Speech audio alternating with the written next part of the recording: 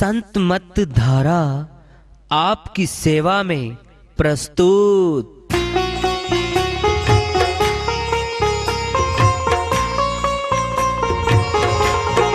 जो चाहता है प्रभु प्यारा वो आओ संत मत धारा, भक्ति भेद बता कर सारा वो कर दे भव के पारा।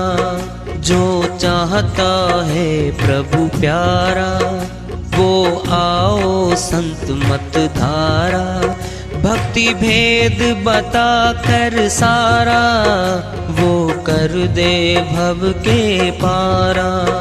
जो चाहता है प्रभु प्यारा।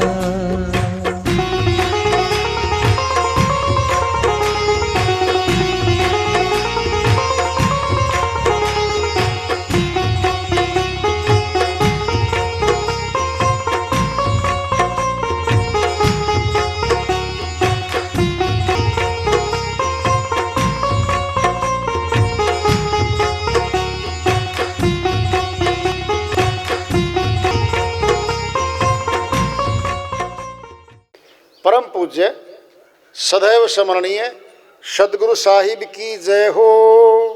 सतनाम साहेब आदरणीय सर्व संतों की जय हो।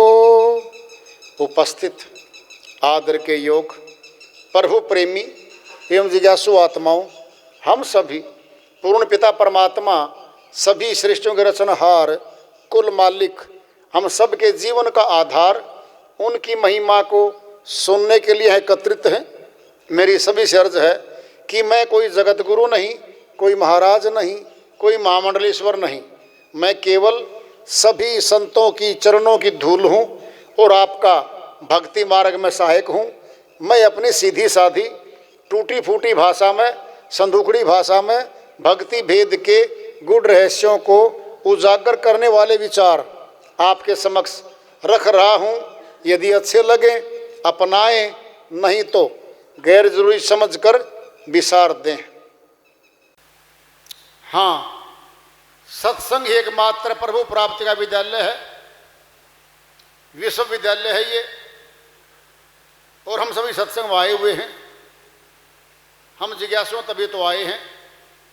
हम पिछले सत्संगों से वार्ता करते चले आ रहे हैं कि चेतावनी से प्रभु प्राप्ति की ओर, इस अध्याय को, इस वार्ता को आज फिर आगे बढ़ा रहे हैं।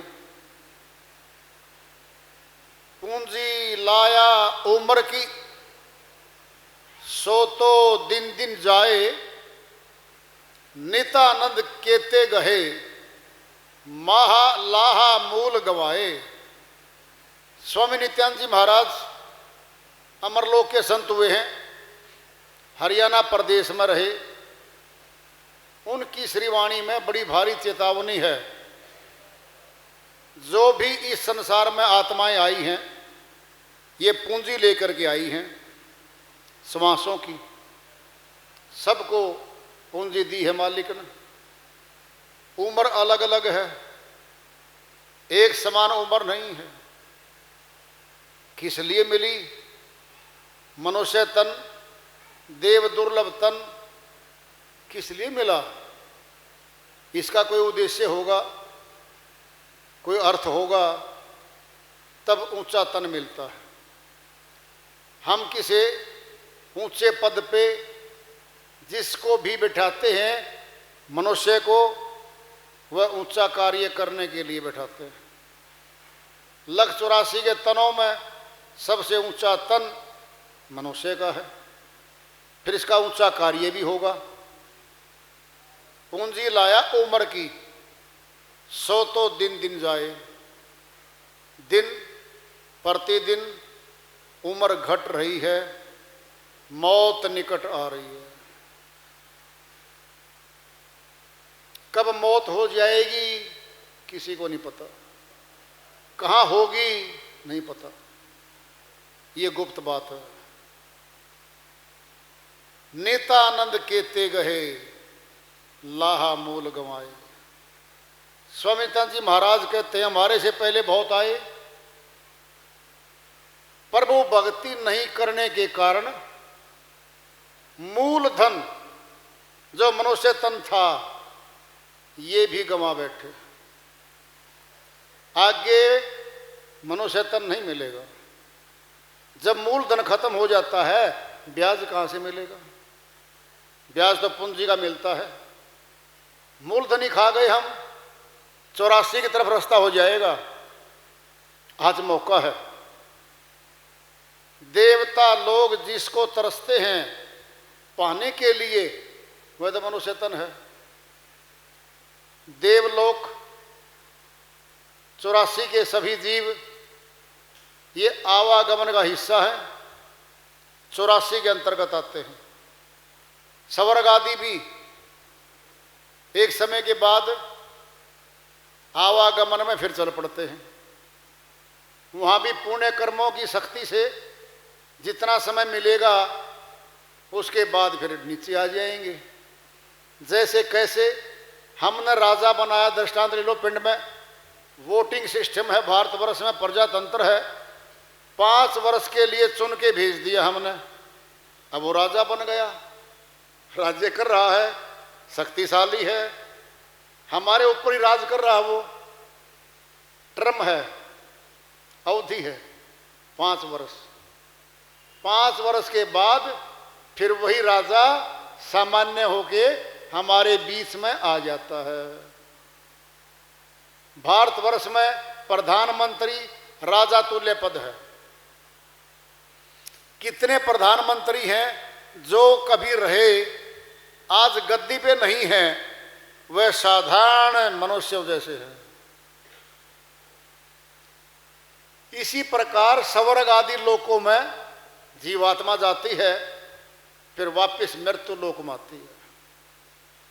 इसका अर्थ क्या हुआ? स्वर्ग आदि लोक भी अमर लोक नहीं है, मुक्ति लोक नहीं है। वो कुछ समय के लिए मिलता है, फिर वापस आना पड़ता है। अमर लोक, सत्य लोक क्या है? जहां आवागमन नहीं है, दुख आदि कलेश नहीं है, आनंद का धाम है, सत्य पुरुष का निज लोक है।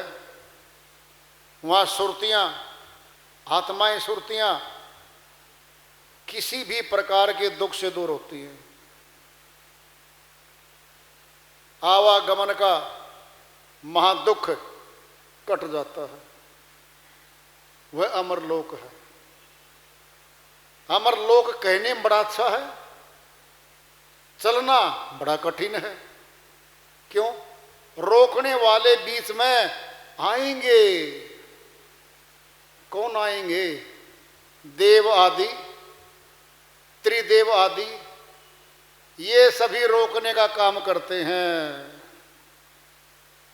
श्री गीता अध्याय 7 श्लोक 13 में श्री कृष्ण अर्जुन के माध्यम से फरमाते हैं, त्रिभी गुण में भाव ए भी सर्वम इदम जगत मोहि तम न अभिजानाति माम एभे परम एवं। त्रिभी गुण में भाव ए भी, हे अर्जुन, तीनों गुणों की भक्ति में सारा संसार मोहित हो रहा है। माम एभे परम एवं, मुझ अविनाशी की तो कोई भक्ति नहीं करता संसार में। 3 गुण कौन से हैं? रजगुण, सतगुण, तमगुण। ब्रह्मा जी, विष्णु जी, शिव जी महाराज, तीनों को तीनों चीजें मिली हैं। ब्रह्मा जी को वेद मिले, विष्णु जी को तेज मिला, शिव जी महाराज के हिस्से में हलाहल आया, जहर आया। तीनों के विभाग हैं, तीनों मनुष्य तन में बैठे हैं और तीनों के तीनों आत्मा को अमर लोक जाने से रोकते हैं। ये श्री गीता में पुष्टि हो चुकी है। हे अर्जुन, तीनों देवों की भक्ति में सारा संसार मोहित हो रहा है।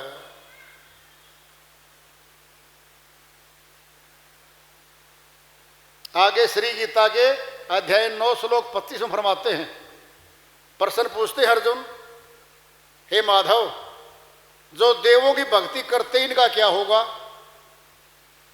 जो भूतों की पूजा करते इनका क्या होगा, जो पितरों आदि करते इनका क्या होगा, ये कहाँ जाएंगे? हे माधव जरा बताओ तो। फिर जवाब देते हैं, अर्जुन, भूतों की पूजा करने वाला भूत खानी में जाएगा, पितरों की पूजा करने वाला पितर खानी में जाएगा, और देवों की भक्ति करने वाला देवलोक में जाकर जन्मता मरता रहेगा। और हे अर्जुन, मेरा भक्त मुझे प्राप्त होकर मुक्ति धाम को जाएगा। अंतर तो बहुत है। इसी श्री गीता को भागवत कथा बदल देते हैं लोग। भागवत कथा अलग चीज है, श्री गीता अलग है। भागवत कथा क्या है? पांडवों का जो आखिरी राजा था, द्वापर का राजा परीक्षित, कलयुग शुरू हो गया था।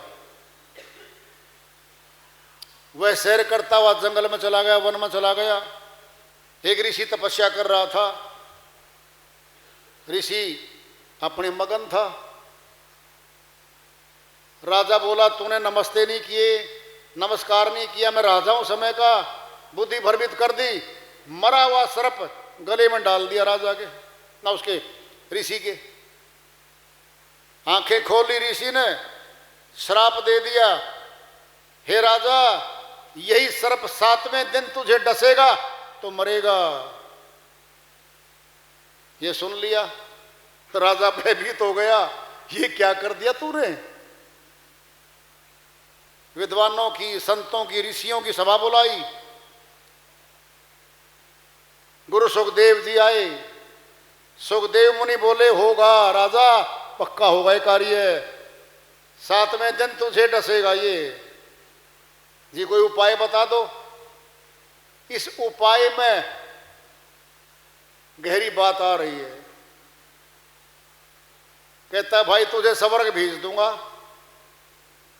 हे राजा, 7 दिन का कार्यक्रम है, 7 चक्कर खोलेंगे तेरे।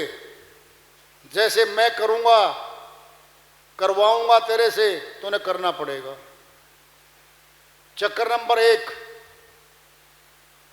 सिद्ध लोक है, श्री गणेश जी का वासा है। नाड़ी सुषमना वहां बंद है ऐसे करके, उसका नाम ही शक्ति नाड़ी है, वो खुलेगा। चक्कर नंबर 2 स्वादिष्ठान चक्र है, ब्रह्मा जी का है, जिसका काम ही पालन वो पद पैदा करना है, उत्पत्ति करना है, वह खुलेगा। तीसरे दिन विष्णु लोक है, नाभि चक्र में, वह खुलेगा। चौथे दिन शिवलोक हृदय चक्र में बैठा है, चक्कर नंबर 4 है। चक्कर नंबर 5 कंठ में है, यह शक्ति लोक है, प्रकृति देवी बैठी है, दुर्गा माता का लोक है। और छठे चक्कर पे आत्म लोक है, आत्मा का सेंटर है। और 7वें चक्कर पे शून्य लोक है। हे राजा, ये चक्कर खुल जाएंगे। 7वें चक्कर पे पहुंचने के बाद आत्मा का सुरति का मार्ग प्रशस्त होता है, स्वर्ग में जाएगा। इस उपाय को शुरू कर दिया। छठे चक्कर पे जाने के बाद सुखदेव मुनि बोले, हे राजा, 7वें चक्कर पे शून्य में चला जाएगा, तुझे नहीं पता मैं कौन हूं। जो बोलना है, बताना है, अब बता दे अपनी प्रजा को, अपने मंत्रियों को, वजीरों को, जो बोलना बोल दे आज। 7वें चक्कर पे जाने के बाद शून्य लोक है, शून्य हो जाएगा। 7वें चक्कर पे फिर सीधा स्वर्ग लोक है। राजा परीक्षित को 7 दिन 7 चक्कर खोल के बैकुंठ भेज दिया था सुखदेव मुनि ने। ये 7 दिन है, सप्ताह है, भागवत कथा इसी को कहा गया है। और इसी में ये आ गया कि जो 7 दिन सातों चक्कर खुलवा लेगा बैकुंठ जाएगा, स्वर्ग जाएगा। इसके निमित्त था ये। क्या हो गया, इसको कथा बना ले आए। कथा आसान है, चक्कर खोलने बड़े मुश्किल हैं। आम व्यक्ति को कथावाचकों ने फंसाने के लिए युक्ति की प्रयोग किया। एक युक्ति बनाई, भाई भागवत कथा कर दो, जो कथा करवाएगा उसके पाप कर्म कटेंगे, जो कथा सुनेगा उसके पाप कर्म कटेंगे, जो सहयोग देगा उसके पाप कर्म कटेंगे और सीधा स्वर्ग लोक जाएगा। क्या होता है, एक बार एक राजा था, वजीर को बोला भाई इधर आ, मैंने सुना है वो कथावाचक स्वर्ग भेज देता है, 7 दिन में बैकुंठ भेज देता है। हाँ जी मैंने भी सुना है। फिर भाई बुला के ले आ,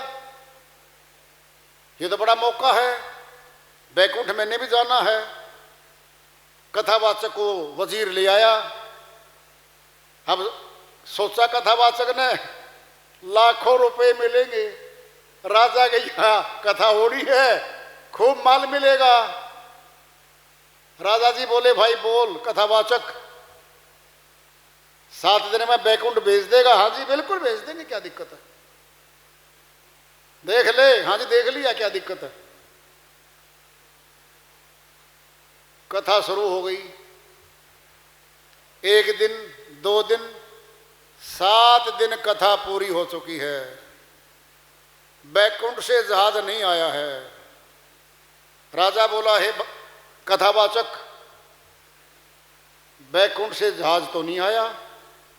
कहता जी मैंने तो यही सुनी थी कि 7 दिन में ऐसे कर लो और हो जाएगा, सारे परिवार को फांसी तोड़ूंगा। झूठ, धोखाधड़ी, विश्वासघात करते हो आप। तुझे 50 लाख रुपए देता मैं, तूने राजा के साथ ठगी मार ली, झूठ बोल दिया। हाथ जोड़ के बोला जी 7 दिन दे दो, 7 दिन दे दो, मैं कोई उपाय करूंगा, संतुष्ट करूंगा आपको। राजा बोला भाई ठीक है, 7 दिन देते तेरे को। घर आता है, उसकी धर्म पत्नी संत मत में जाती थी कि सत्संग में, उसने अपना गुरु धारण कर रखा था। उसने सारा किस्सा बताया, धर्म पत्नी को जैसे फंस गया मैं तो, और सारे परिवार को फांसी तोड़ेगा, कुछ उपाय कर लो। वह अपने गुरु के पास जाती है जो संत मत का था, हाथ जोड़ के निवेदन करती है जी फंस गए, कुछ उपाय। कहते बेटा क्या उपाय करें, झूठ तो बड़ी भारी बोल ली इसने, वो भी राजा के सामने बोल दी। जी बचाओ, कुछ करो। वो गुरु बोला भाई इस कथावाचक से कहलवा दो कि जी मेरा उस्ताद या मेरा गुरु आ रहा है, वो आपको संतुष्ट कर देगा। उसने जाके वहां कहलवा दिया। वह संत मत का गुरु गया, राजा के पास पेश हो गया। सारे अधिकारी, सारी प्रजा वहां बैठ गई जितने मौजूद थे। तो बोला जी बैकुंठ से जहाज तो नहीं आया, और मैं इसको पूरे परिवार को फांसी तोड़ूंगा। वे गुरुजी बोले हे राजा, मैं आपको संतुष्ट कर दूंगा, 1 दिन के लिए मुझे राजा बना दे। जी ये क्या, बिल्कुल 1 दिन की खातिर राजा बना दे। राजा ने बना दिया। आदेश दे दे अपने सैनिकों को, जो मैं कहूंगा वो करोगे, और मेरी बात को मानेंगे वो। कहता ठीक है जी। अब सामने सैनिक खड़े थे। सैनिकों, राजा को पकड़ के बांध दो पोल के साथ, इस कथावाचक को पकड़ के बांध दो पोल के साथ। दोनों को बांध दिया। कथावाचक को एक पोल से बांध दिया, दूसरे पोल से राजा को बांध दिया। अब वो गुरु बोला, हे कथावाचक, अपने बंधन खोल ले। नहीं खुलने, नहीं खुले बंधन जी। कोई दूसरा चाहिए बंधन खोलने के लिए, बंधन मेरे से नहीं खुल रहे। फिर राजा को बोले, हे राजा, अपने बंधन खोल ले। जी मैं कैसे खोलूं, मेरे से तो नहीं खुल रहे, कोई दूसरा आदमी चाहिए खोलने के लिए। अब यहां पर गुरुजी बोले, भाई सुन ले ध्यान से राजा जी, न तो ये सुखदेव मुनि है और न आप राजा परीक्षित हो। इसको पता नहीं था चक्कर खुलते कैसे हैं। इसने कथा सुन रखी थी, कथा बोल दी, और आप भी राजा परीक्षित नहीं थे। कसूर इस अकेले का नहीं है, आपने बिना परीक्षा लिए इसको शुरुआत कर दी। अब दोनों खोल दो भाई। खोल दिए दोनों। वहां जाते हैं, बैठते हैं। राजा बोला, जी फिर कुछ उपाय? उपाय तो है, अमरलोक का ज्ञान ले ले, सातों चक्कर खुलवा ले, आगे रास्ता मिलेगा, फिर अगला मिलेगा। हे राजा, इसने लोभ के अंग में, धन के लालच में झूठ बोल दी तेरे से कि बैकुंठ से जहाज आएगा। कभी नहीं आता। गुरुजी बोले, हे कथावाचक बता दे, जितने संसार में गुरु कथावाचक बने बैठे हैं, किसी का बैकुंठ से जहाज आया? वो नहीं आया जी। जब नहीं आया फिर तुम सरेआम झूठ बोलते हो, तुम सरेआम धोखा देते हो लोगों को। मंदबुद्धि लोग लुटवाते हैं अपने आप को वहां पे।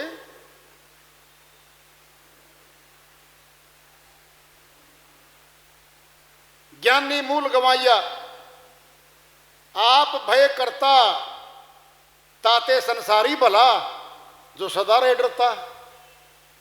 साईं फरमाते हैं, जो विद्वान लोग होते हैं वह आत्मज्ञानी नहीं होते, वह कथावाचक होते हैं। कथा करते हैं, विद्वत्ता दिखाते हैं बाहर से, न परमात्म ज्ञानी होते न आत्मज्ञानी होते, और खुद सर्वे सर्वा बन बैठते हैं। वो मूल गंवा के जाएंगे वो लोग। ज्ञानी मूल गंवाइया। क्यों? आप भय करता ठाकुर के